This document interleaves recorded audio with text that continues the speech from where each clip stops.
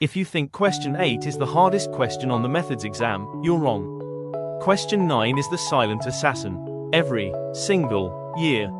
Tonight, we settle this debate once and for all. Question 8 versus question 9, the technical trap versus the structural assassin. Every year, students argue about which one is worse. Every year, study scores are decided by these two questions.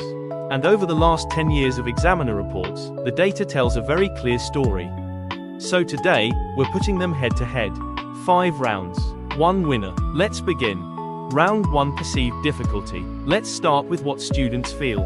Question 8 looks scary. It's calculus heavy, definite integrals, stationary points, logarithms, algebra manipulation. Students turn the page, see question 8 and immediately tense up. Now question 9. It often starts simple. A function is defined, a domain is given, maybe a parameter appears. It doesn't look terrifying, but here's the twist. Question 8 feels harder. Question 9 is structured harder. Question 8 is calculation heavy. Question 9 is reasoning heavy. And under exam pressure, reasoning collapses faster than calculation. Round 1 winner, question 9. Round 2 0 rate damage. Let's talk numbers.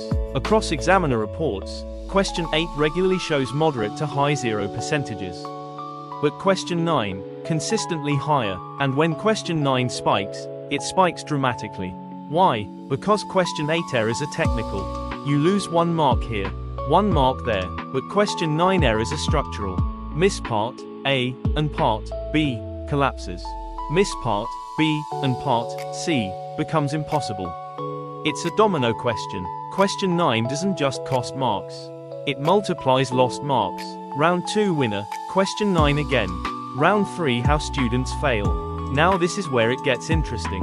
Let's expose the traps. Question 8 punishes technical sloppiness. Missing dx, incorrect log laws, poor bracket placement, rushing substitution in definite integrals, doing 3 algebra steps in 1 messy line. Question 8 doesn't require genius. It requires discipline. Neat students perform well. Messy students bleed marks. Question 9 punishes structural weakness.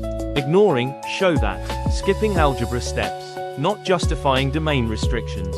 Forgetting to test endpoints in optimization.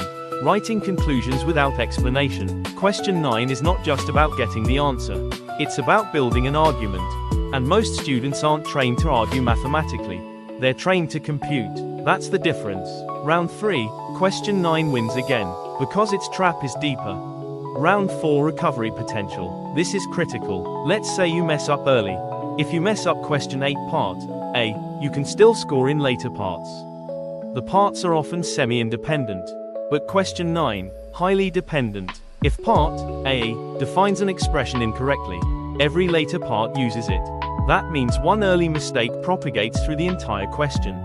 Even strong students fall into this. Because question 9 requires calm, structured thinking under time pressure. And that's hard. Round 4 winner, question 9. Round 5 study score impact. This is the real question. Which one shifts study scores? Strong students usually learn to manage question 8. With practice, technical discipline improves.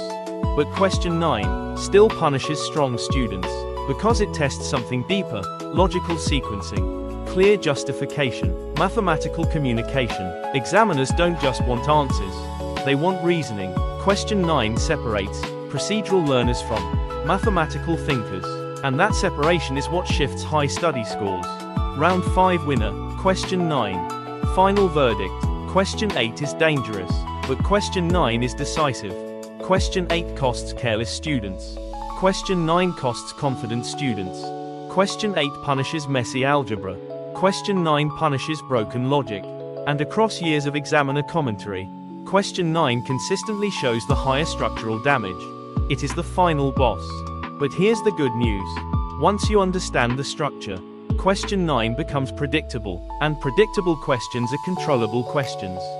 So here's your takeaway. When you reach question 8, slow down. When you reach question 9, structure up. Respect domains. Write full steps. Check endpoints. Justify conclusions. Because in this debate, the winner is clear, but the real winner is the student who prepares for both. In the next video I'm predicting the exact topics and which question numbers they'll appear in for the 2026 Methods Exam 1, all based on 10 years of examiner data analysis. Subscribe and I will see you there.